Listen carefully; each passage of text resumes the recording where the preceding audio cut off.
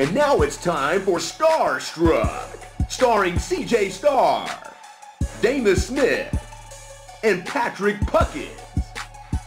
Welcome, everybody. None of those people are here. Not a single fucking one. Well, me, Patrick Puckett, I am here. I am your host for the day. CJ and Damus have gone to Austin to do a show at Metzer's. Metzer's a very interesting room if you've never done it. It's got, you'd think Metzer's, you think kind of Jewish deli, a lot of pastrami flying around. No, it's a jazz club.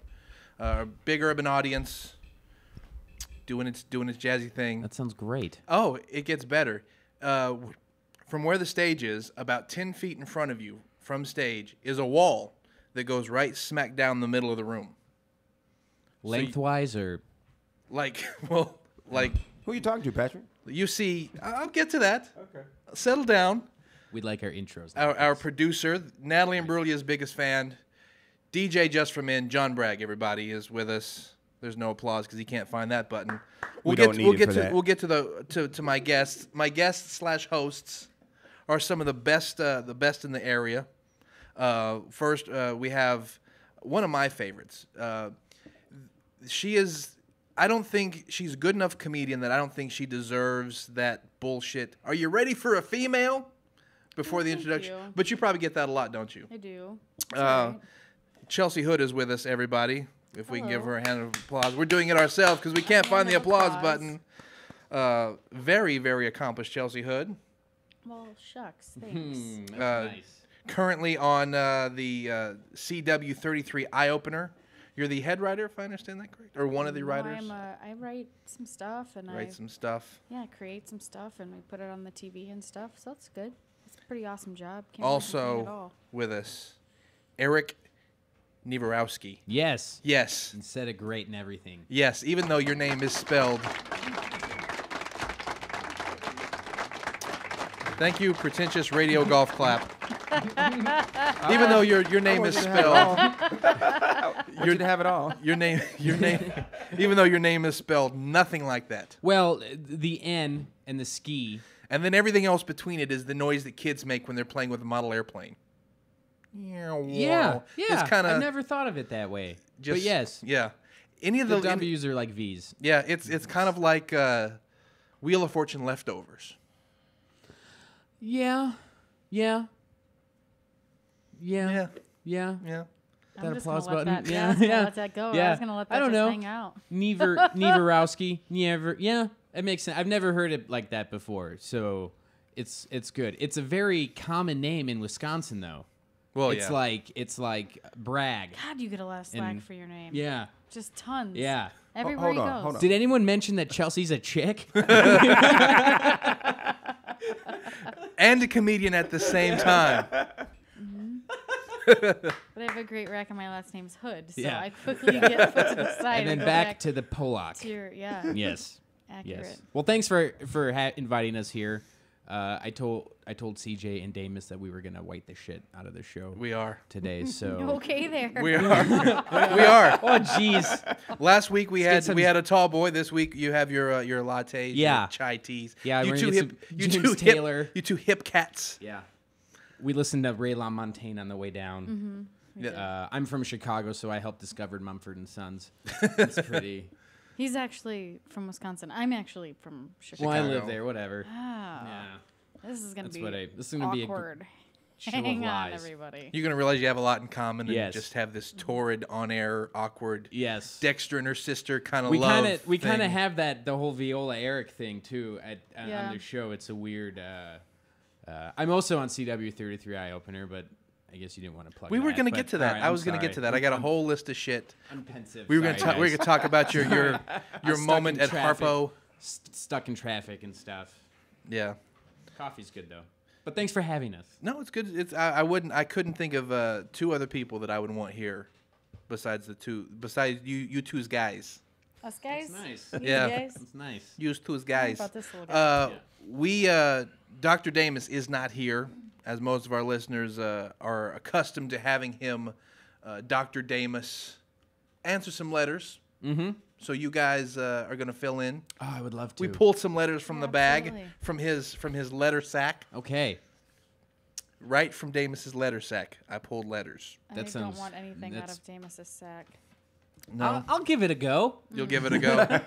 That's the spirit. If you'll try a kilt, you'll try anything. Yes.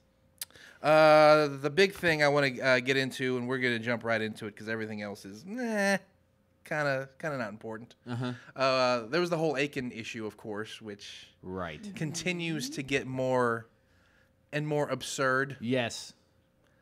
That you were saying that we were talking about it off air, the support that this guy's getting. It's not really support from people you'd want to get, though. Yeah. Like Kirk Cameron. But you're not surprised at it. I don't know. It's a pretty awful thing to say. Yeah, I mean, showing support for something like that is just broadcasting your own ignorance at that point. Exactly. Yeah. It's It's just such an epic screw up of putting together a sentence. Like he just, you can't come back from it. Like you can't recover from that. Like no matter what your publicist tells you to say, you're still gonna sound like a jackass. Like there's no, you're done. Like we were talking about that today at work, was about like how Prince Harry and all these naked pictures Right. that come up with Prince Harry, right? Right. Like he gets to screw up over and over and over because he's blood. It's like how you have to love your family. Yeah. You know what I mean? Like, and you can hate them, but part of you's still like, yeah, but they're my family. You know We what I don't have mean? to love this guy. Right, like at all. he's just dug himself into a hole that he can't get out of, and I'm like, yeah, good. Let him just waste away down there. Like, Let him just go. Yeah. Yeah, but I think what he said is worse than naked pictures. Naked pictures of yourself you took and you did, but he's talking about legitimate. What do you say? Legitimate rape or actual? What do you call it? oh yeah, I mean, there's like, we were talking about like how Prince Harry's done like things. Just he keeps Yeah, screwing up. yeah. And how you But he's let doing him it to slide. himself. Right. And Yeah. like this guy says one thing, like that's it. You don't get another chance after saying something like that. Yeah. Like, it's big enough to where you're just done. Just shrug your shoulders and go, you know what? I'm going to go. The other thing that really bothers me about it, and it bothers me a lot about politicians, is when men think that they can say things like that about women, say something that they know absolutely nothing about, situations that they've never been in before, and think that because of like their religion or whatever, that all of a sudden they're some kind of expert. You know, I Right. wouldn't expect yeah, shit. Yeah. Yeah. Right? That would be like David Hasselhoff trying to tell finish it, Chelsea. Yeah. I mean, when I give you- Anybody, anything. Yeah. Yeah, there's just something about it. Like, I love. I mean, I'm not gonna go all feminazi on this, but like, there's just something about someone who feels like, oh, like I'm gonna say, like I'm gonna like, I don't know. It's not easy to make rape funny. I love. Not at I all. love people that try, and it's always the guys that are making rape jokes, like at comedy clubs, are the guys that you know have actually tried to or successfully raped someone. You know, you're like, Wow. Yeah. I didn't expect that. Yeah. But it's that guy, and this now he's one of those guys, and nothing that he ever says again is going to be taken without that sort of context Right. that he's a creep. Right. Do you think it goes to that whole big argument that there are certain things that you as a comedian should not even think about talking about, or is it one of those, let's talk about everything? I think you talk about what you know. I know nothing about that stuff, so I wouldn't talk about it. I mean, I think the whole point of comedy is to like relate with your audience, and if you can give them a new perspective on something, or make them see the world in a kind of a new way, or like change their point of view on something just by giving them kind of like spinning the way that you look at it. Like if you can do that with a personal experience, be it rape or whatever, like that's your thing. Like if you've been physically abused and you want to make a great joke about it, hats off to you, because you've done something that I don't know if I could ever transform into a joke. Right. Like, Right. kudos to you. Like there's people who try to do it in Dallas right now, and like they make basically rape jokes, and it's just uncomfortable because they're not super funny. Yeah. So if you've got one that's really funny and you can knock it out of the park, kudos to you. But It has to be funny though. Yeah, It like has- you and have that's to why be the able to Tosh do thing it. blew up was because Yeah. getting raped by a pack of dudes at a table, like pack of dudes. That's half Mel Gibson, half Tosh. He could have just. I think Mel Gibson could. I think in his head he started to say the Clippers, and then just went on. I need to. No Clippers. That's not enough. The Clippers doubt and the that. Lakers. No. That's. I got to go even further. A whole pack. It's still basketball players. I mean, they're typically not the whitest dudes. Yeah. Yeah, but his thing was a private conversation between him and one person. Right, that's what I'm he saying. wasn't I'm saying, publicly right, addressing people. With Tosh, like, Yeah. that's why that blew up. Do I think Tosh should apologize for it? No, because I do think that that's the last, like, platform of free speech that we have. Yeah. But don't say it in the first place if it's not coming from a place of, like, honesty. Do you think people's what people say in their private lives should affect their careers, as it has Mel Gibson? Because I mean, nothing that Mel Gibson has said kind of is like, yeah, it's kind of a douchebag, but he makes good fucking movies. Chick-fil-A, terrible thing to just keep that shit to yourself, but they make good fucking chicken. Right. I mean, that's my thing. Is like I already feel guilty about how much I love eating your chicken and waffle fries. I don't need a second guilt trip questioning whether or not I support gay rights. But like, as to is it when in your private life is that your thing? Recently, like Justin Bieber was pulled over, right? And someone said something to him along the lines of, "When you choose fame, you give up your right to privacy." And I think that that's true because you do become an example. Like, fame is just such a huge thing now. Like, kids now, like in school, they just say they want to be famous. They don't even have a reason why. Right. They just want to be famous. Yeah. And so It's become its own job. It's a form of entertainment now, is what people say in private, because now they're saying it in private with cameras in front of them. I mean, that's what reality TV is. Right. It's exploiting that entire concept. Like, So here's a question. I want to ask you guys personal questions. How famous? We'll go with Chelsea first. How famous do you want to be? I want to go to Target. You want to go Like, to Target? Yeah, I want to be able to go to Target. Kathleen Madigan, famous. Oh, I got you. You want to be able to go to Target. Yeah. Enough fame where you can still go out and shop. It's, I've gotten to work with people that do have a level of success, and I love Jay Moore to death. People have their opinions of him. I love him to death. And we were at 7-Eleven, and people are taking pictures of the back of his head at 7-Eleven. I don't know if do I want those dollars? Yes. Yes. Yeah. Yes. But do I want to not be able to, like there's a point that I want to get to where I get to do a special, I get to do this, that, or the other. Like, that's the, like, Dreamweaver shit, Yeah. But, like, ultimately, I want to be able to go to Target. I want to be able to, like, take my family to the beach, like... Be able to have hometown experiences. Yeah, like, and I still don't- have a career. Yeah, I mean, I think that, like... Even somebody like Bill Burr, right? Like, I mean, and he's rising now, especially with this Breaking Bad shit. Like, Oh, yeah. But he's been rising for 15 years, but whatever. He's going to start to get to a point where he's too recognizable Right. to really go out and do much. And I assume it's the same way for CK. I mean, that's why Dave Chappelle lost his shit. I think too I much. think Chappelle still lives in Ohio, doesn't he? Doesn't he still have that farm? What about you, Eric? How big do you want to get over the course of your career? I want the fucking world. You want it all? No, I think I didn't. Right. Boy. Fame isn't really like it'd be nice, but I'm just having, like, I like what I do. I like going and working on the show and coming up with funny stuff and learning how to do stand-up down here. And that to me is just fun. So I haven't even, like, thought about like the whole fame aspect of it once. Actually, I was at a Starbucks and I was ordering, and these two people were murmuring behind me, and I thought they, like, were saying, like, that's the guy from the show. And so I was thinking to myself, as I'm paying for the drink, I'm thinking to myself, like, oh, here we go. Okay, I'll take a picture. And then she taps me on the arm, and she goes, where did you get that owl tattoo? And I was like, fuck. Like, Well, I got it in Scotland, but did you see it on TV? Is that why? You know, so That's a great story.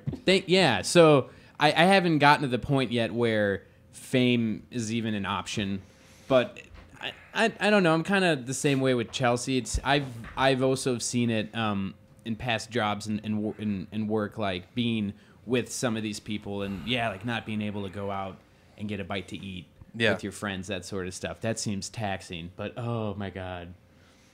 How tough is it to be like Madonna? Yeah. Oh, I can't even imagine. I saw a there was a special. I saw that it was like a documentary of the 9/11 concert that Paul McCartney was a part of, and it showed him kind of walking through the streets of New York, and people like grown ass, dignified people of all different occupations, cops, lawyers, whatever, losing their shit and just mobbing the guy as he walks from one building to another, and it made me kind of like freak out, like, oh, I don't. I mean, yeah, you're talking one of the most. He was a Beatle, though. Yeah, You know that, right? Right, but Like- but that level of fame, I can't imagine how somebody would So how famous do you want to be? How famous do you want to be? enough to keep a job, enough that I can keep working until I Sure. decide I don't want to do it anymore, and then Sure. and then walk away and never.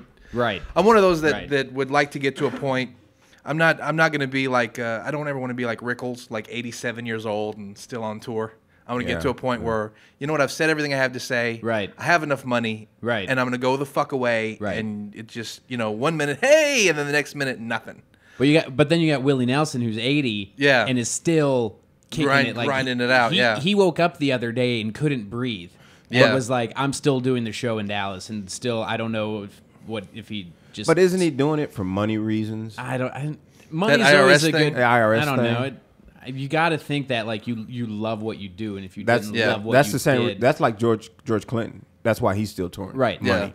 But I'd like to get to a point where I'd like to just, enough if to be able that money is not an issue, that you don't ever have to be like, do I let this rash heal on its own, or do I go to a doctor? Right. How much, you know what I mean? But it's like, it's a thing like, did any of you guys want to do stand up for the sole purpose of being famous? I mean, wasn't the goal was just to like, oh, I want to make people laugh?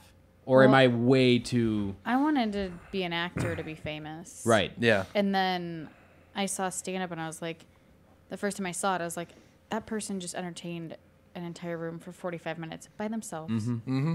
That's amazing. I want to do that. Yeah. You get to write your own shit. You're your own show. Like, that's it. No director. You're not taking like bullshit cues from somebody else. It's you doing it, and it's what you believe in, and that's it. And that's what I want to do. Mm-hmm. But like, for me, it's not about like, I think fame is just a gross word. Like, I would like to be successful enough to where I can headline rooms across the country Yeah.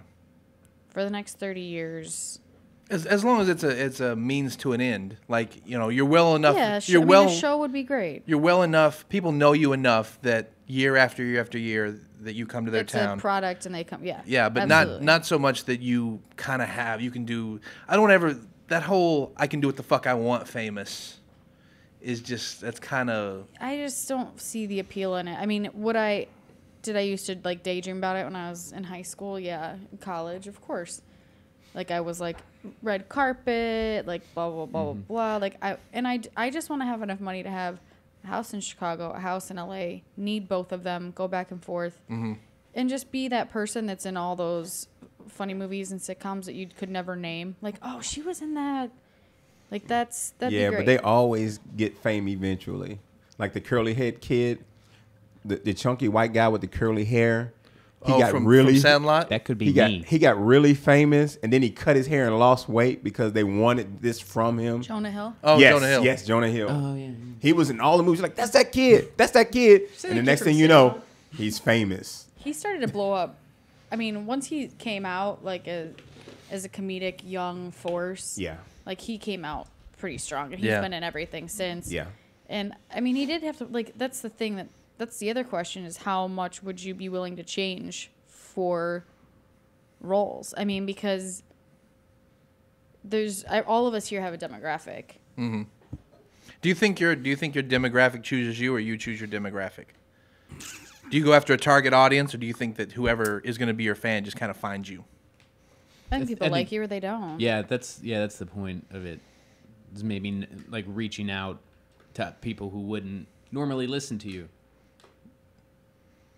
And if you make them laugh or make them think or make them dance, whatever sort of medium that it is that you're doing, and yeah, just reach out and touch someone.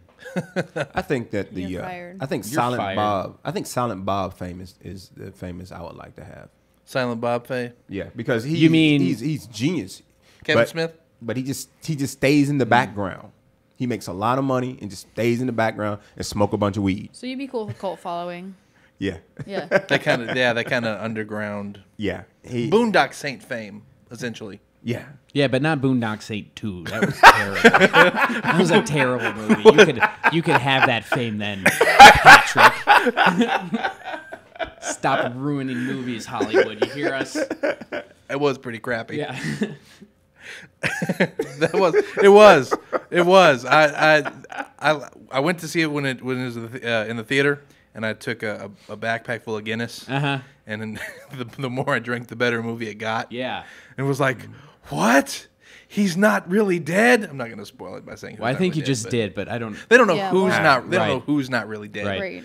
He's not Right. really what. Wow, what a lovely ascot. I think by the end of the movie, it was just. I think Judd Nelson was in that movie, and if you're like the director on that movie and you're thinking, who do we got for Judd Nelson is all we could get? Shit. I love that you guys are both looking at me like I've seen Boondock Saints too. Yeah. Yeah. You haven't? No. I haven't either. Have you seen one? You haven't seen 2? I haven't seen two. No. I've seen it. It seems terrible to me. The whole idea just seemed awful. Just seemed awful. It tends to lean a little bit more comedically than it probably should. Mm-hmm. And having they have a new sidekick, who is Clifton Jr. is their Okay. sidekick, and he plays a mohawked Mexican who has the inside scoop on Boston. So it's like it's like the Caddyshack 2. Yeah. Because you always remember in life that there was always a Caddyshack 2. Yes, there was. What is the John Lennon educational bus tour? The John Let I do my homework on my guests. I was gonna say you Googled me. Wow. You The John Googled me. the John Lennon Educational Tour Bus. It's a nonprofit thing that I had worked on Hippie. many years ago. It's a tour bus that is funded by the John Lennon Foundation and Yoko Ono, and it's a part recording studio and part video editing suite with all this state-of-the-art technology, all sponsored stuff. And we just went around the country to high schools and colleges throughout the country, and in one day's time we would do demos or work with kids on writing a song and making a music video to go along with it. It was pretty preachy. It was very preachy. It was fun. I did it for about a year. What else? Awesome. Man. How was it? How preachy was it? Just, kind of like the whole John Lennon message of peace sort of stuff. And just, I've never been I never went to camp. So I Was it just like crunchy granola parents? No, it was, it was a lot like working. It was like being a teacher, and I didn't want to be a teacher. I'm not a fan of kids. Yeah, I tried and that then, too. You know, that. it's that thing that was what I remembered annoying me about it, is like being in this wonderful piece of equipment. This thing with all these great stuff around you, and you're in with a group of 16-year-olds in Fountainhead, Arizona, and you're like, all right, guys, so what do you want to do? And they're like, whatever, we don't care. That bothered me, and. Yeah, it was a fun job. It was a good program. It was a lot of fun. Peace and Pipe Dreams Coast to Coast. Yeah, through music and art. Is it still around? Yeah, I believe it is. It's been a good four years since I was worked on there, so it's been I think it is. Yeah. You did it for a year? Yeah, about 8 months. 8 months on that thing. Here's a little side thing just to throw in, change it up a bit. Adding dessert to your breakfast may aid long-term weight loss. Israeli researchers say overweight people who ate a high-carb, high-protein breakfast that included dessert had fewer cravings and were more likely to stick with a diet than were people who ate low-calorie, low-carb breakfast. A morning dessert can curb cravings for sweet later by suppressing production of the hunger hormone Yeah, because you regret it all day. Yeah. Yeah. It's a great You're motivator. still isn't eating it? dessert. You're still eating dessert every fucking day. Fatty 2x4. You just ate it in the morning, so you don't. You feel like shit about it all day. You're not gonna do it to yourself again at night. I don't know. I've done it before. I'm gonna have a Nutri-Grain bar, and then I'm gonna have a brownie with ice cream. Okay. I deserve it. I'd like a banana and a muffin and a cake. Yeah. Study author Mona Boaz, PhD. Try a 300-calorie dessert, like about 1.8 ounces of dark chocolate as a part of a 600-calorie breakfast. Bitch. That's really cute. Yeah, That's sweet. Yeah, that sounds like good. I eat 1 ounce of chocolate. I'll just have one little square. 1.7. I don't even care if they're individually 1.8. wrapped. Yeah. I'm not Fuck only you, eating Mona. 1.7 ounces of Yeah. chocolate. So that's Israel's guide to weight loss. Because, you know, if anybody knows about They weight let loss, women have chocolate it's there? Israel. That's crazy. See that? Well, that's how they're able to lose weight. Is any other candy they put in their mouth, they Gets slap smacked out. out from I the don't want you back. tasting freedom. All right, that's horse shit. We're gonna take a minute. We're gonna catch our breath and do whatever it is we do when we Okay. take breaks, and we'll be right back. Coming up after the break, we are going to get in deep. Patton Oswalt delivered the keynote speech for this year's So good.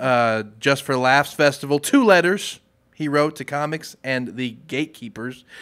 We're going to have our expert panel go over both of them, and then we're going to answer letters. Sounds good. We better get an expert in here stat. Back in a sec. XP 2012, man. You know what it is? Sound check, You know about this money. Champion I Connect. hope you bought it.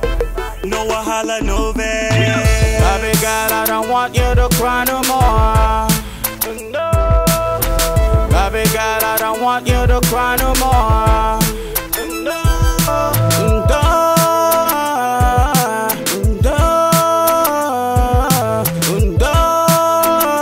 No cry no more. Self-centered, arrogant, has-been, ain't worth the kobo, but he think he the real shit. That's the kind of nigga she done got with, done cried with, exposed all fears. Chineke man, wet tin they hop in here. Me they speak at Skoku, make them hear me. Poured out her sweat, blood, and tears, just to be treated like she know be a dime. So I make sure to treat her like my little mama. Now back that Bukasa. All through the night, she they call me Papa. I go kill her. Mara. Baby girl, I don't want you to cry no more. Baby girl, I don't want you to cry no more.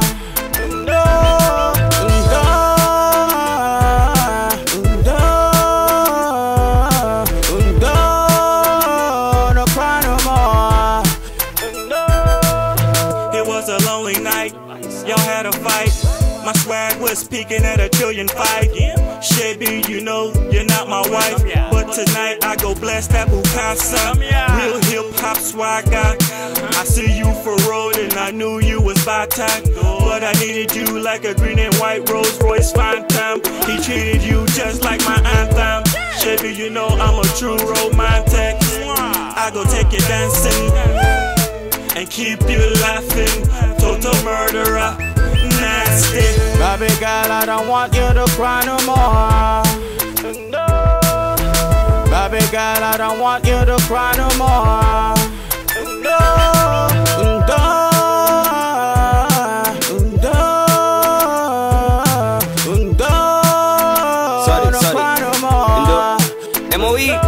I'm saying sorry to me and you. The things we had to do, I didn't like it. I know you feel the same way too. But guess what time it is? Time to make your dreams come true. Situation might be killing you, but I'm here to show we're gonna make it through.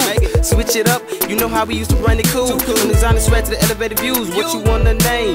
Shoes, the bags, the jewels. Money ain't fair, break down the rules. Every step, use my running fuse. Design the blow as we cross the line, called true. Back down before they get to the point where the banana split and dip. Better change all your chips, clean, no dilemma, no drama, blunt, match, light up, no Christmas stars in the muse. Still confused, it ends at the diner line. Please excuse. Baby girl, I don't want you to cry no more. We're back with 3 guys that are too old to date your daughter and too young to be her real dad. completely untrue. We're not back with those three guys. We're back with local comedian Chelsea Hood and Hello. Eric Nivorski. Hello. Both of which you can see tonight at the Dallas Comedy House here in Dallas. Word. Actually doing every Thursday this August.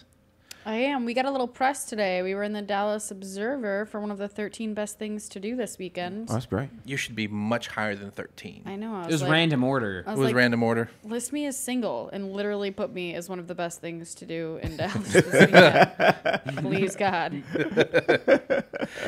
We normally have Dr. Damus come out and give us some relationshipal advice.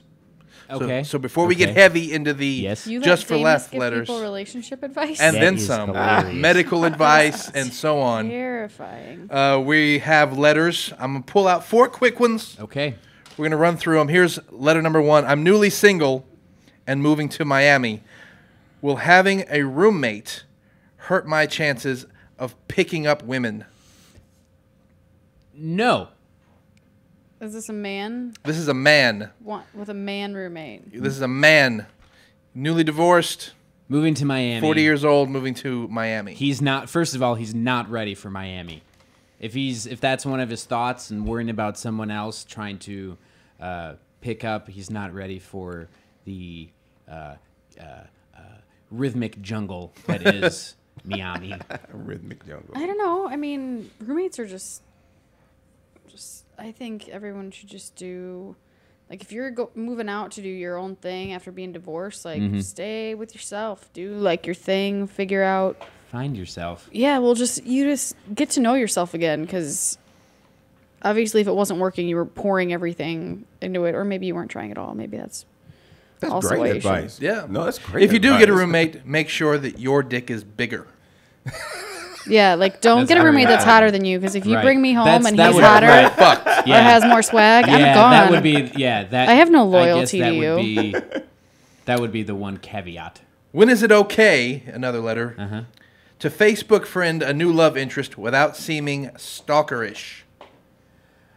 Do it right in front of them. Yeah, Facebook. That's no big Do deal. it right then and there, so that it's not like, be like, well, let's just like, well, you want to be Facebook friends? Although I think Facebook ruins dating, as I'm on it right now. I am a happily married man to my wife, so I haven't had to think about. But I do remember being single, and that was part of, like, you could use that as a game, as part of your line, like, I'm gonna Facebook friend you right now. Yeah, you can. You Right. totally can. If I want to check out the caliber of chicks that you've dated and slept with, I will Facebook you on the spot, because I want to just scroll through and see if how You can hard do I got to it- work. exactly. Like, What if Find you out just, what they What if you just did have for a a lot living? of hot relatives? oh no, I'm a Facebook stalking professional. Really? She just. glad that you just- I'm eavesdropping on her right now, and she literally has 7 friend requests, and she responded to them all. One of which I believe was the barista from across the street. Holla. Hey, no, seriously, if you're listening, call me. Who referred to you as Beautiful. 2 cats. Yep. He was so pretty. You're really pretty. Seriously, call me. I thought he was pretty too. He's Pretty, pretty. pretty was the word. Yeah. Nobody, only a kind of an independently owned barista person Right. could pull off both the man capris and Saying the word cats. yes, and neck bandana Yeah. apparatus. He can leave on the capris, the neck scarf, and just say cats when we do it, and it would still be okay. Come here, cats. Where's this at? Right across Pretty the boy street. across the street. Very refreshing. Oh, okay. We had some They just coffee. closed. He might be walking out soon. I'll be right back. Why won't my wife have sex with me in the shower? That's a letter. I'm not asking. I Well, know why. I know well, why my wife won't have sex with me in the shower. Well, Damus. What's the height difference? Yeah, that's probably it. And the shower is a sacred place. It's your you time. Oh no, I time. like Nah, that's a great place for sex. I like sex in the shower. But I think that the problem is with this is it really, I mean, unless you're tiny and he can lift you up, you can only do it from the back, at which point the height has to be right. And if that's off, then, I mean, you can put it in like And I think water pressure has Well, a if you lot got to the right do with equipment, it too. you can do it. the right equipment. A follow-up Speaking question. of half black. We just leave it at that. A follow-up question would be: do you wash the person off? Because I know couples wash each other while you're having sex. That's geeky. Geeky. While you're having sex? geeky. No. Yeah. I No. guess if you're a multitasker, That's like balancing your checkbook while you're having sex. Washing It's the your- same. You don't Yeah. multitask Right. when you're having sex. You should focus. Finally, finally tonight. That's a good analogy. How Chelsea. many dates do I have to pay for before she starts chipping in? I really like her, but I'm going broke. Then you're not ready, my friend. Well, no, if she hasn't reached for her wallet, like, Once. she's probably out of your league. Yeah, that's the main thing. I personally, I like the whole paying for things, but now that I'm married, Yeah. He has an allowance. yeah, now that I'm married, my wife pays for everything, and that's not so bad either. But it's your money she's paying for. It's our money, John, and that's leave it at that. Please. That's kind of a It's our money, honey. I love you. If I will tweet you, I'm sorry. That was John that said that. It's our money. Sarah's badass. that was I was kind of in that I've kind of been in that place where take some time off of work, focus on your career. I got the bills, Right. and it feels good for the first 6 months, Right. And then after a while, you go, you know what? You My wanna girl would provide. really like that. Yeah, you want. Hey baby, can I borrow $50? Right. Gonna That get you some feels flowers. that feels fucking weird Yeah. to me. Yeah. I still do it. I've been able to suppress my feelings of manhood enough to still Ask for $50. ask for Right. $50. INDEP. So how many dates? I'm gonna say 5. 5 dates. I think she should reach the first date, and if she doesn't, then you have a high maintenance pain in the ass on your hands. I mean, maybe I don't know. She should offer on the first date. Yeah. to pay for it or to go Dutch. Either. You just first of all, if you're a girl that doesn't know how to pretend like you're offering to pay for something, then you're pathetic. Like, hey, did you need me to? Oh wait, you didn't have to get that. I was just. Oh my god, I feel like such a jerk. Like, boom. Like, you don't really feel like a jerk. You knew he was paying for it, but like you. I mean. In my opinion, a first date should be a cheap date. It should be like something fun, but not over the top expensive. Because if you have to impress her like that, she's looking at you for the wrong reason, coming from a man's point of view. If and then you work up to a relationship. If you have no relationship, why are you investing money in this woman? You bring up a very good point. If you can't enjoy conversation over a 2 for $20 at Chili's, I don't think you ever will. Yeah. Yeah, I mean, I sneaked a little trick that I like to pull is you suggest a cash only place without mentioning that it's cash only, and that way you get a second date to decide things. Yeah. Right. Because dating is dating. That's what it is. It shouldn't be an investment. If you have to spend $100 to impress a woman, you're probably not for her anyway. If you have to. Well, it spend shouldn't money. be about impressing. I don't think it should ever be about impressing someone. I think that, like, and that's what bothers me about that. If it's like the 4th or 5th date and she's not even trying, like, She's not into you. she doesn't care about you as a person. Because when you really care about someone as a person, you don't want to just let them, like, Yeah. fawn over you, and it's not sexy. Right. Like, Right. The best date you've ever been on.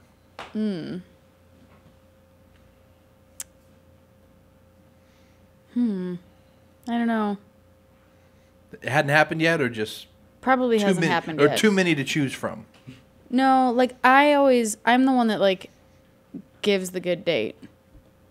That's my problem. How so? What is Like best date I've ever given. Uh-huh. I wear the pants a lot of times, if you guys can't tell. Very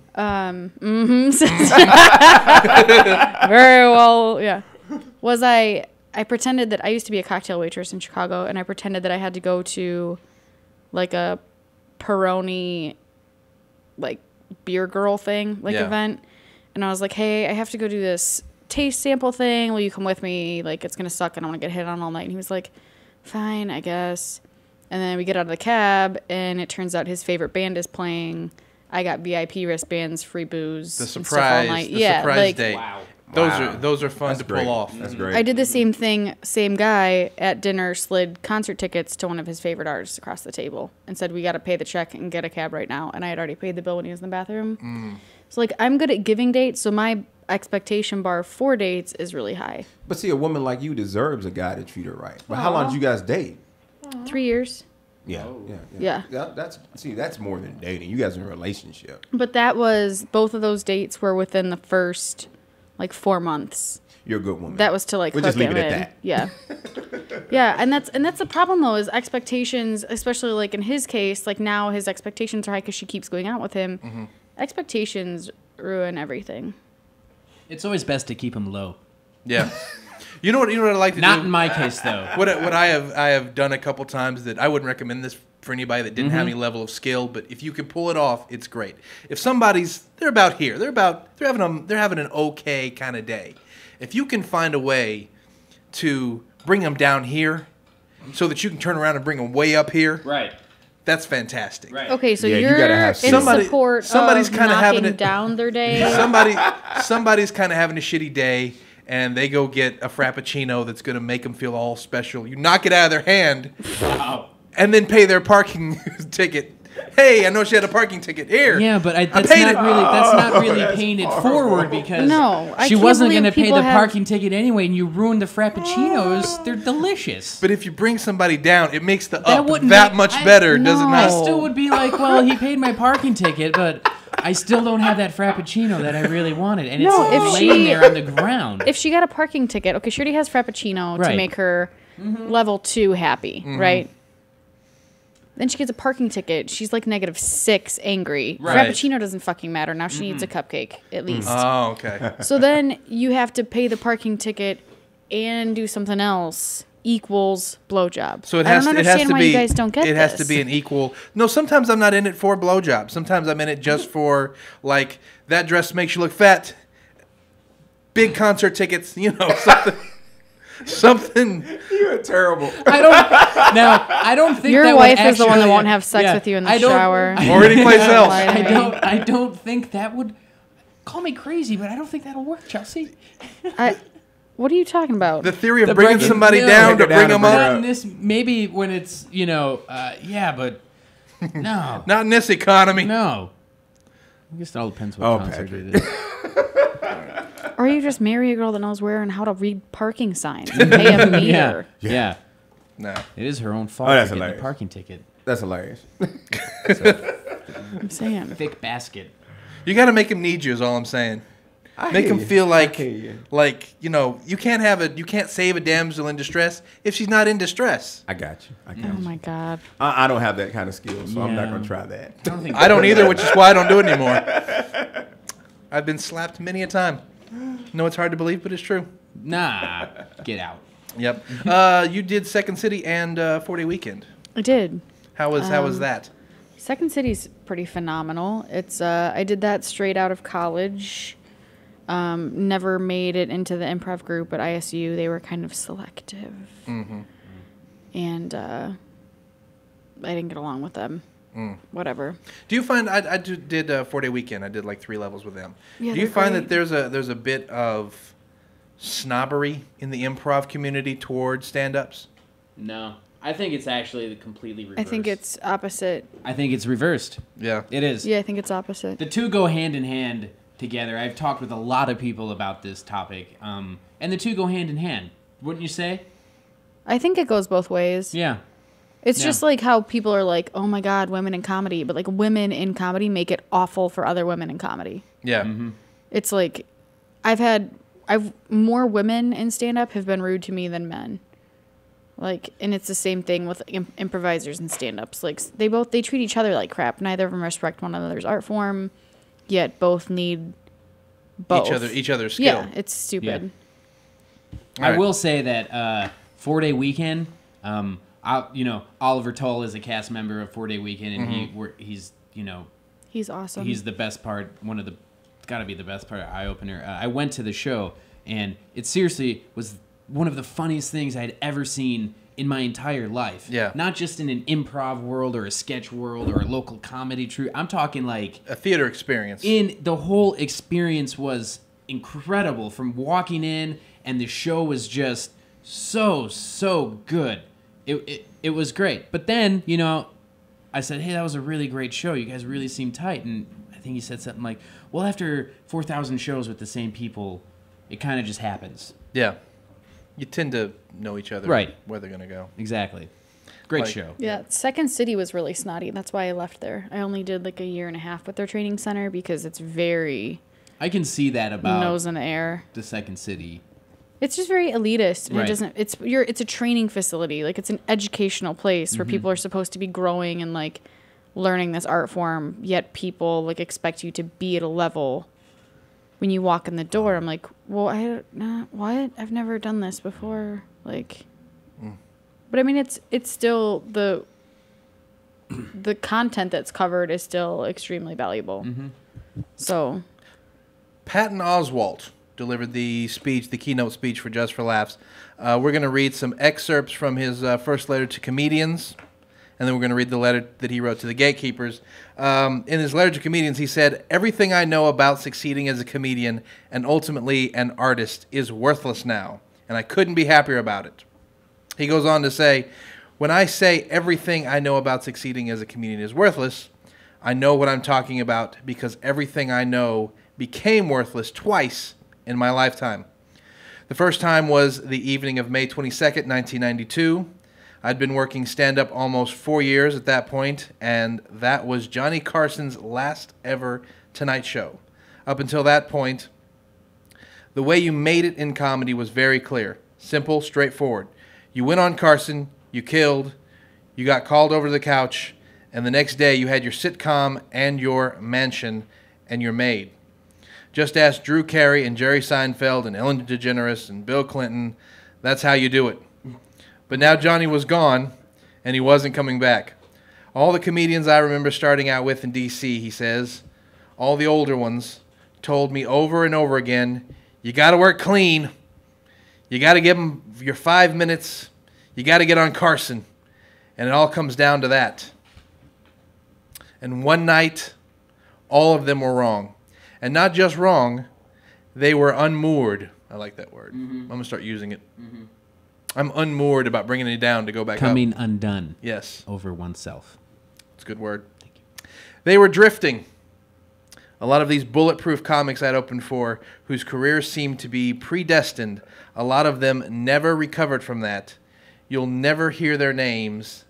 They had been sharks in a man-made pond and had been drained.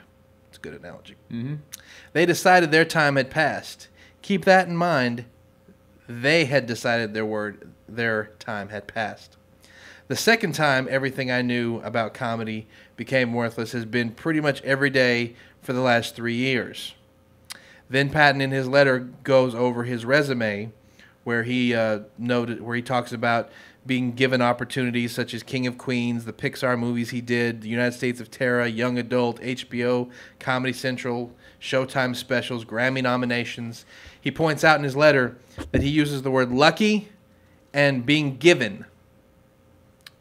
He says, what I mean is not being lucky and not being given are no longer going to define your career as a comedian or as an artist.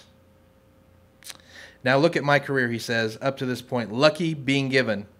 Other people deciding for me. In the middle of the TV shows and the albums and the specials, I took a big chunk of my money, invested in a little tour called the Comedians of Comedy I put together with my friends. We did small clubs, stayed in shitty hotel rooms, packed ourselves in a tiny van and drove it around the country. The tour was filmed for a very low-budget documentary that I convinced Netflix to release. That became a low-budget show on Comedy Central that we all still own a part of. Me and the comedians. That led to a low-budget film that we put on DVD. And he goes into talking about that. The gist of the letter. I'll read the last paragraph. I'm seeing this notion take form. I forgot how to read today.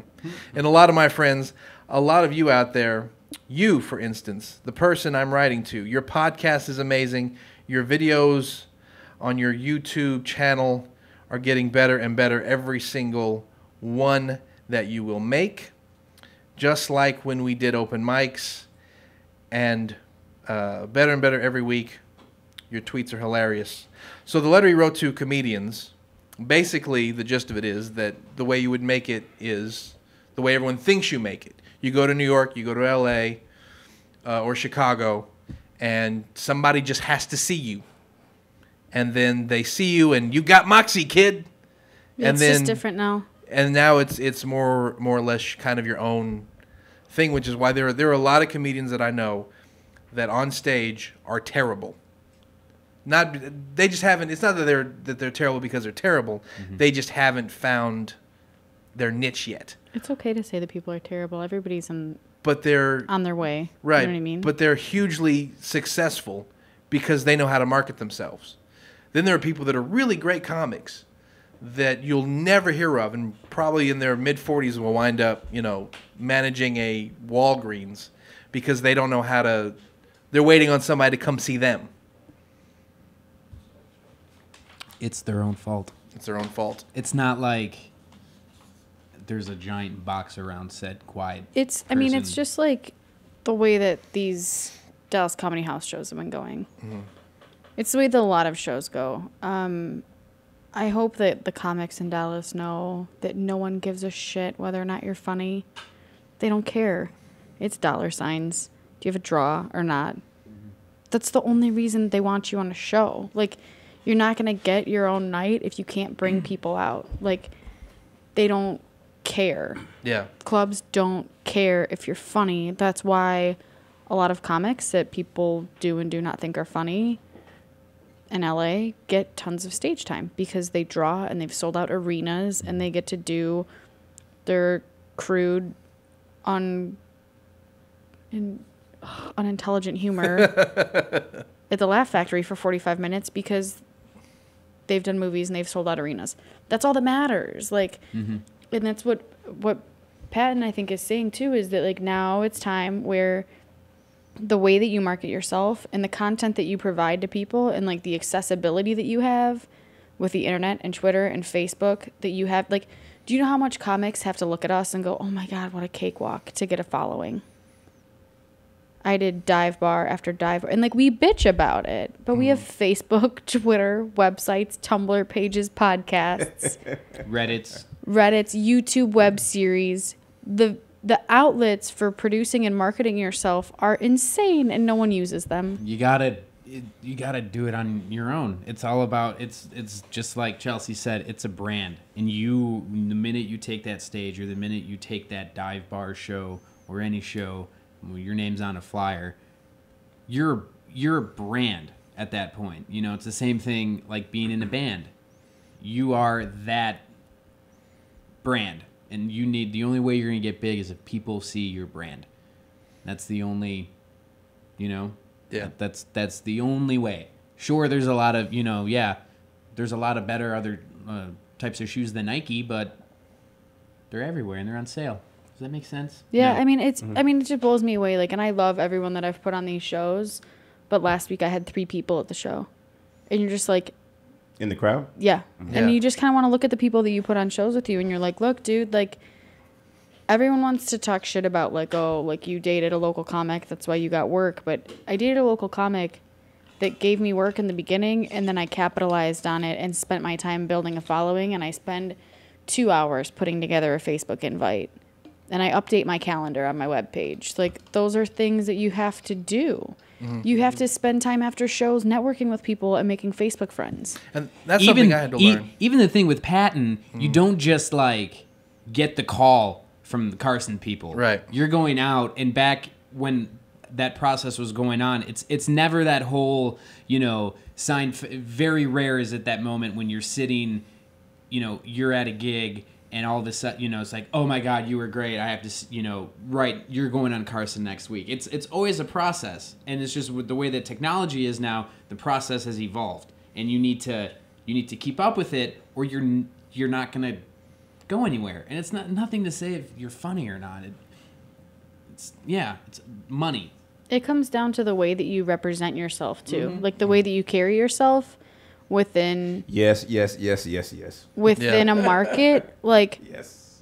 it's funny to me. It's not even funny. It's really upsetting to me the way that people use the DFW comedians page. I think it's Yes. completely pathetic. And the problem that I have with it is that these people that are pouring themselves into it are some of the same people that aren't writing new jokes. And you're also like Kat Ramzinski or Razminski, whatever her name is, from Austin, got added to that group to help book the Velve. I know for a fact Karen books the Improv out of that page, because you go in there, you're like, oh, I need a comic this weekend. Let me go through the members in the DFW comedians page. And if on every post you're doing stupid shit and like talking shit about people and posting like videos of puppies, like what are you doing? Well, Like, I think a lot get of it people together. A lot of people fail to realize this is a business. At the end of the day, everybody wants to be able to take money and put it in the bank. If you're not bringing money, what are you doing? And if we can't book you because you don't have a following and the way you carry yourself, if you do come, it's going to be trouble. Why do we want you? Right.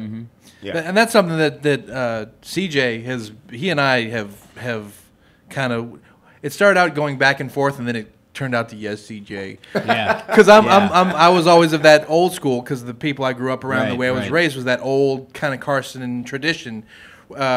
When I first started, I was like a year in. I went to some workshop where these A-listers answer questions, and the group that I was selected to answer question to was Dom Irrera. And so I had been doing a lot of bringers. Like every show I did in L.A. starting out was bringers. And I was stupid enough to go, oh, they must really like me. They keep booking me. And what they liked was that there were 15, 20 people that, oh, you're doing that now? Yeah, we'll go see that. So I went to this workshop thing, and I asked Dom Irrera, I'm like, my question was, okay, I've been in like a year. How do I get a fan base? And he kind of he went where do you get the fucking balls to ask me about a fucking fan base? Quit spending so much time on your fucking MySpace talking to your mommy and write a new fucking joke every now and then. Where do you get the fucking...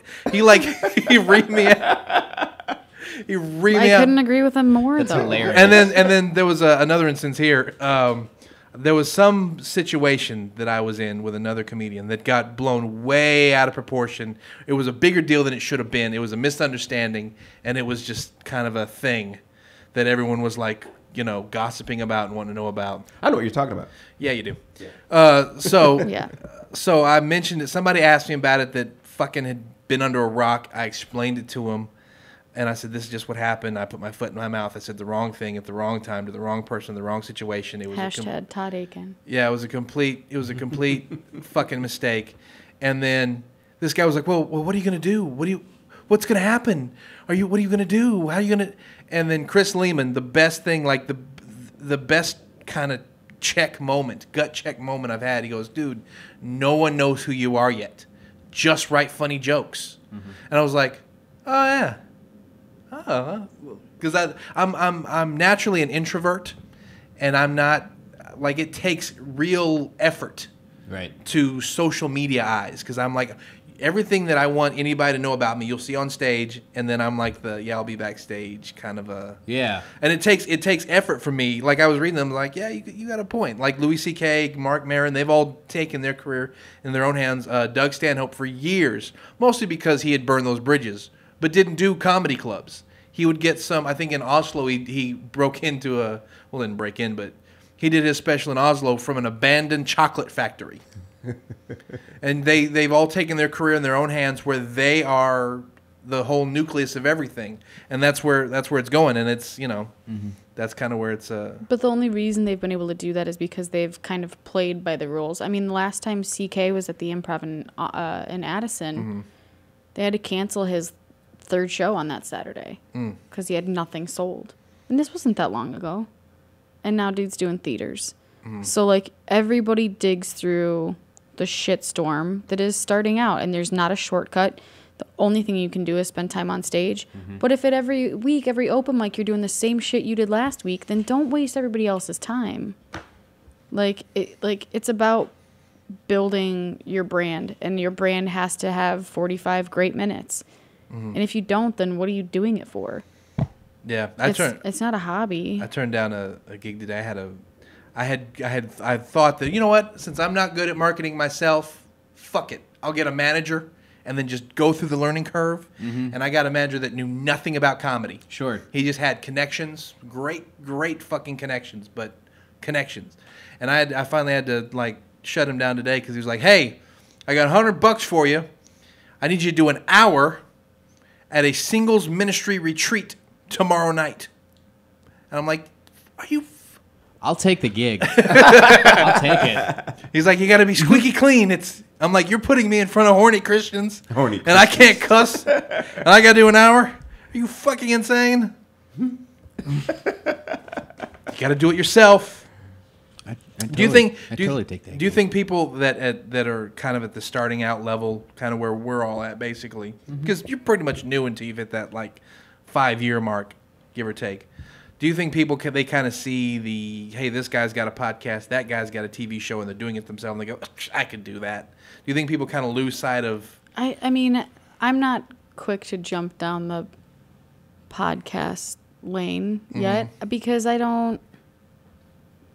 Like, I have 1,500 friends on Facebook. Like, that's not an active listening base. Right. And let's say 2% of that listens every week. Like, I just think that in the beginning you need to pour yourself into writing and focus on that, and that's all you need to worry about. And pay attention to other people's podcasts, see where they're making mistakes, see where they're doing things that you really like and that you don't like. I think that goes the same for web series. Unless you have the budget or the people that can put together a quality product that you're proud of, that you don't want to be sitting on Conan 10 years from now and have them roll a clip of something that's completely humiliating, then don't do it. Like, wait it out. I don't know. I think just write.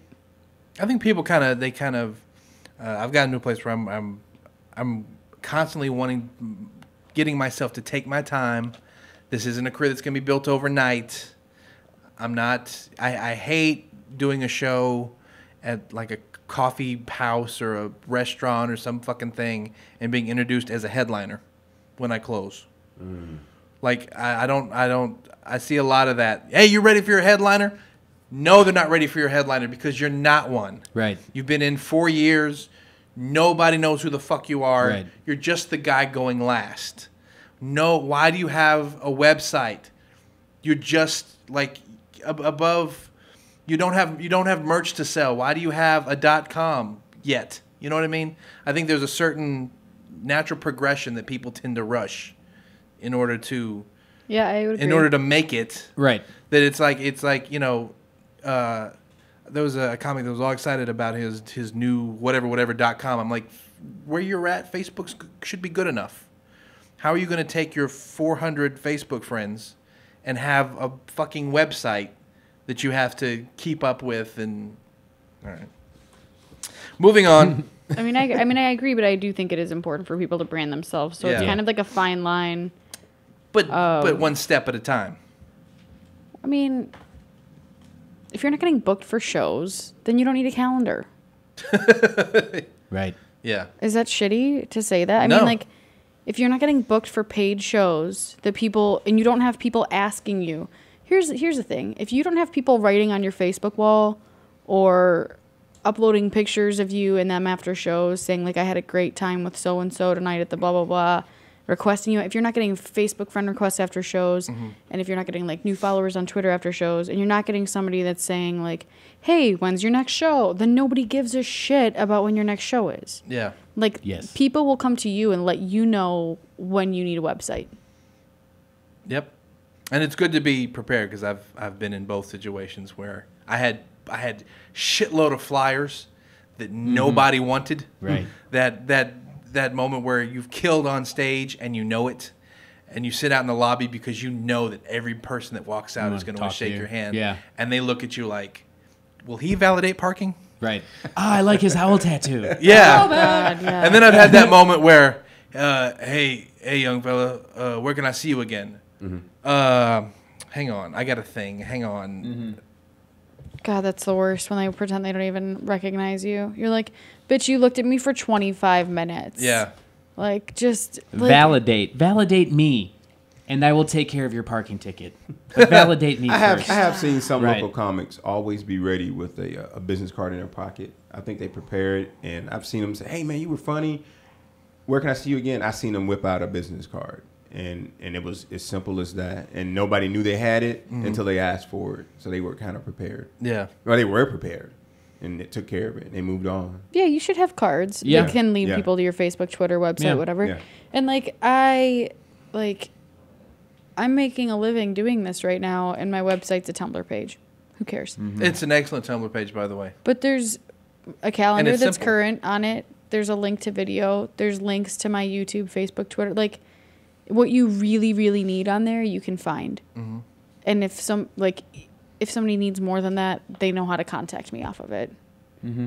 But I mean, you just need basic.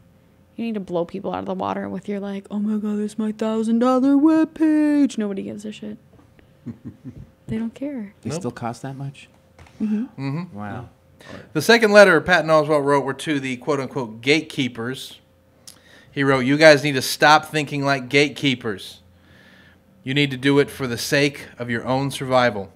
Because all of us comedians, after watching Louis C.K. revolutionize sitcoms and comedy recordings and live tours, and listening to WTF with Mark Maron and Comedy Bang Bang, and watching the growth of the UCB theater on two coasts, and seeing careers being made on Twitter and YouTube, our careers don't hinge on somebody in a plush office deciding to aim a little luck in our direction. There are no gates. They're gone. The model of success as a comedian in the 70s and 80s. That was middle school," he says. "Remember, they'd hand you a worksheet, fill in the blanks on the worksheet, hand it in, you'll get a little points. And that doesn't prepare you for college. College is the 21st century. Show up if you want to. There's an essay, there's a paper, and there's a final. And you decide how well you do on them. And that's it. And then, after you're done with that, you get even more autonomy, whether you want it or not, because you're an adult now." And then he goes on to say some other shit. Basically, that the people that are pretending to be gatekeepers need to realize that comics are in a place now where we want you, but we don't necessarily have to have you. I like this first letter better. His first letter? Yeah. I think that comedy's like, it's a major comedy boom right now, and I hope that people know that that's happening. Yeah. Do you feel like it's oversaturated? I feel like the people that are funny are getting recognized for being funny.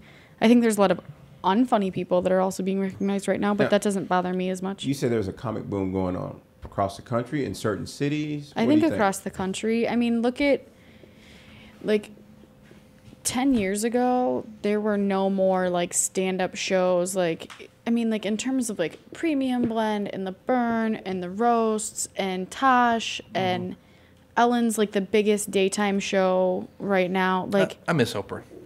nah. I don't either. Go ahead. I miss the fact that she would reward your tragedy. Like, hey, we're talking to a guy that went skiing and fell off a cliff. We've paid off his student loans. I never liked Oprah. Join us Monday for Miscarried Mom Makeovers. Yeah, like, see, but Ellen's cool. Like, she's like, Yes. oh, here's, like, some cool shit, and Love here's Ellen. some doing some good for people. Like, and she's a female stand-up. Like, she's that's a really funny. amazing thing. Yeah. She's She's got great personality. writers. She's doing it right. And, like, there's just, stand-ups are everywhere right now. Yeah. They're in every movie. They're, like, Norm Yeah. Macdonald's the representative for Safe Auto. Right. Like, they are... Who saw that coming? And he's doing Right, a great like- job of it too. It's Like, really you dry trying to tell me humor. that dude is ever driven sober? Spare me. It is very dry humor. He pulls it off very well. Insurance. Nah. That's my Norm Macdonald. You know what I'm saying? Like, comics are everywhere right now. Yeah. It's definitely, I think, huge. But I don't know. When I'm new to Dallas, and when I looked into the comedy scene here, I didn't expect it to be this. I think it's a really large community here, more so than some of the places I've been to and lived before, and I think it's great. I don't think it's saturated. Have you only done stand-up here, or where else have you? Pretty much just here. Yeah. Went to the Looney Bin in Tulsa to their open mic weeks back. It was probably 15 people. And they were having a competition that night, too. It was probably 15 people at the open mic. You would never see that at, what is it at Hyenas. Hyenas at Patty's Room? 70-something? Easily. Yeah, Dallas is big. I mean, the open mics in Chicago are amazing. I've gotten to do them there. I've gotten to do them in Houston, Austin, and LA.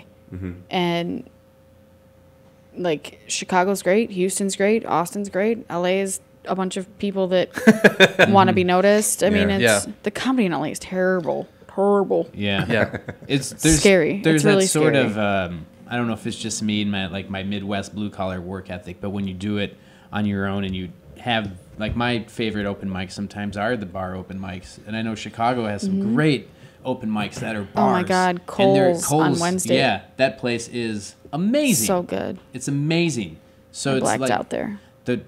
You blacked out? I used to live Alcohol? like 3 blocks Oh, from. yeah. I used to live right over Because there. the Owl is open till 4 across Yeah. the street, so you go until 2, and then Or you could put go to down a few Bonnie's. more. Or you Yeah. could go to Bonnie's across the way. Sarah's the only other person right now that knows what the fuck we're talking about. That's because okay. I know she's listening because she texted me. Now, the open mics there, are they run similar to like it is in Dallas?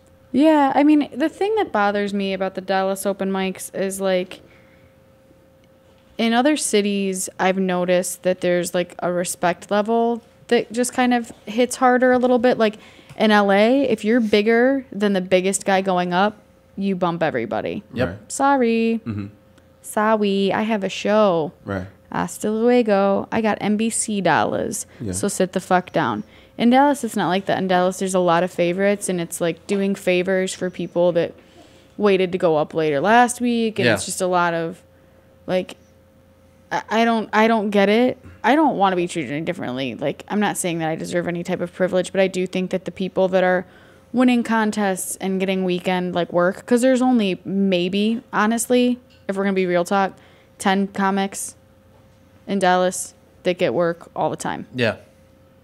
That get cycled through regularly through the Improv and Hyenas. Yeah. 10 sounds about right. You're looking at Paul, Aaron, Dean, Jason James, Dom, Layman. You? I don't work Hyenas. I've worked Hyenas once, but Randy isn't having it. Richard Strada gets in there.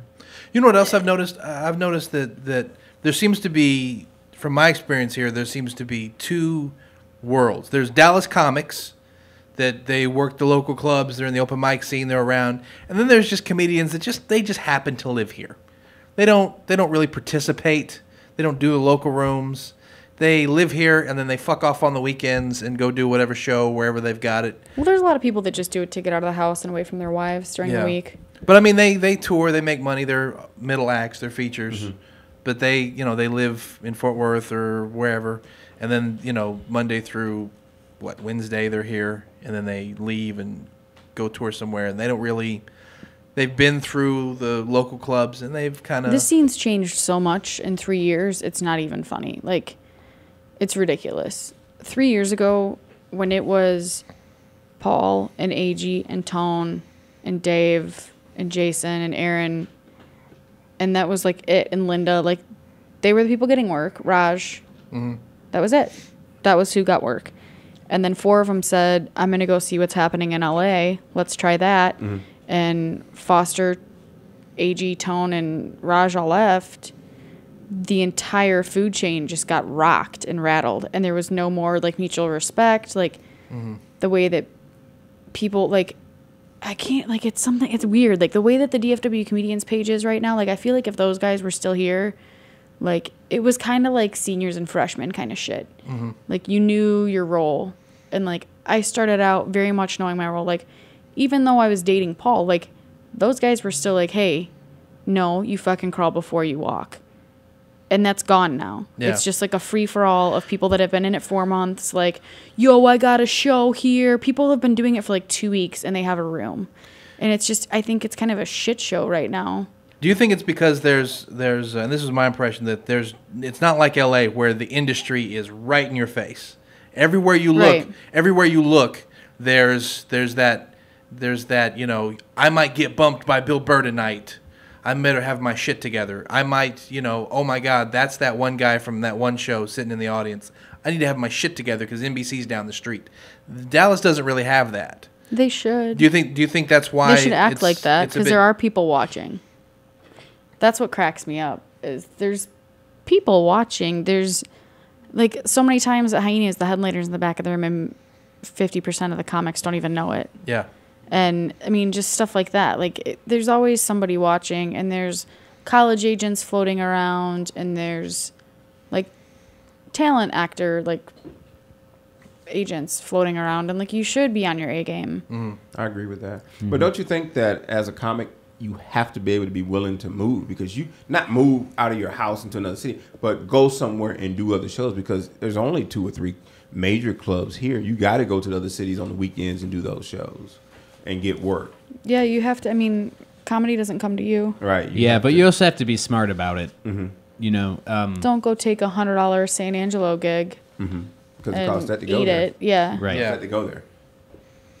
I used to play in bands, and we would tour a lot, and we always kind of had this model where you make a circle around where you live.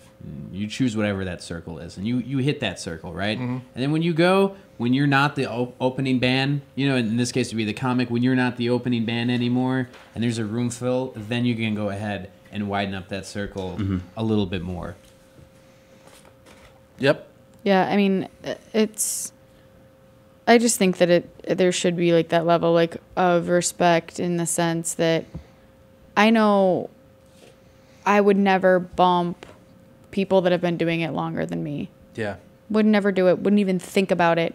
And something kind of was lost when Paul was out of town, and Dave's just kind of being Dave, and all those other guys were on the road and had moved to LA. Like, there was no sort of like top dog to kind of keep people, to like learn them in the sense of, hey, like, this is how it goes. Like, you don't bump people. Like, you don't just like harass them about how do I get up at the Improv. Like, There's etiquette. yeah, there's a stand-up etiquette, and it's lacking. It's pretty bad in Dallas right now.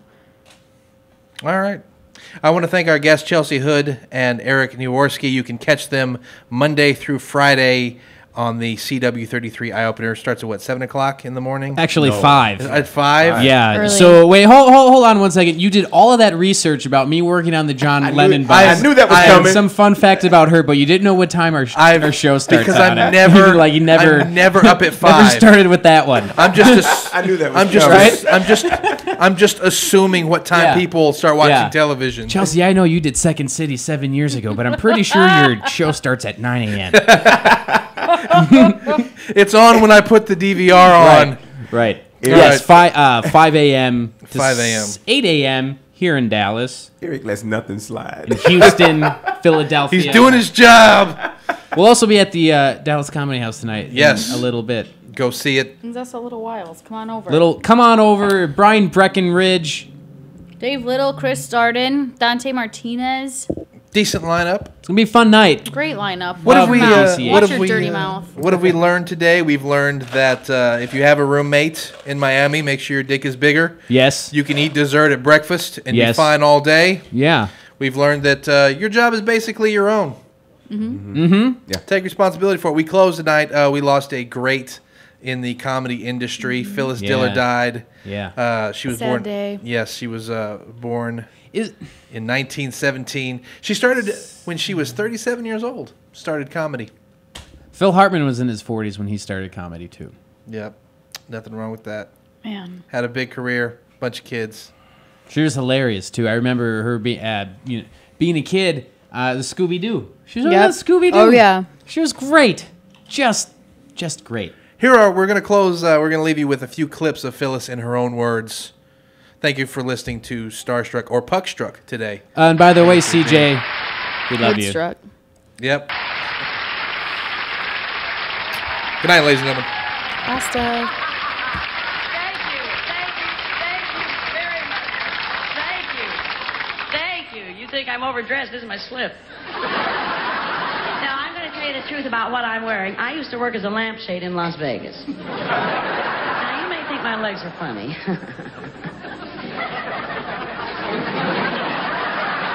But there's one man in this world who's absolutely crazy about my legs. Colonel Sanders. The funny thing is, modern medical science never comes up with anything to help me. Now, I thought I found something on my own. I found a money-back guarantee on a beauty cream. Rushed down to the store. They took one look at me, paid me in advance. So then I bought one of those girdles with the magic fingers. Wouldn't you know, the one I got had arthritis.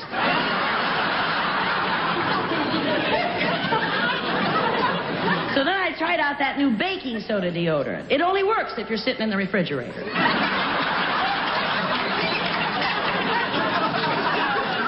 So then I went into the dress department. I told the lady I was a medium. Well, she wanted me to contact her dead Uncle Fred.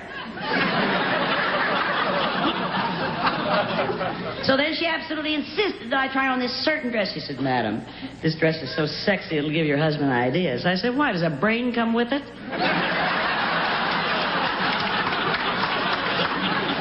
So then I went over to the perfume counter and talked to the lady with the blue hair. My goodness. Your circulation is worse than mine. And I told her I wanted to buy something sexy to catch a man. You ready? Sold me 20 feet of rope and a gun. Well, you know, we are living in the midst of the world's greatest sexual revolution. And what do you want to bet? I end up on the losing side.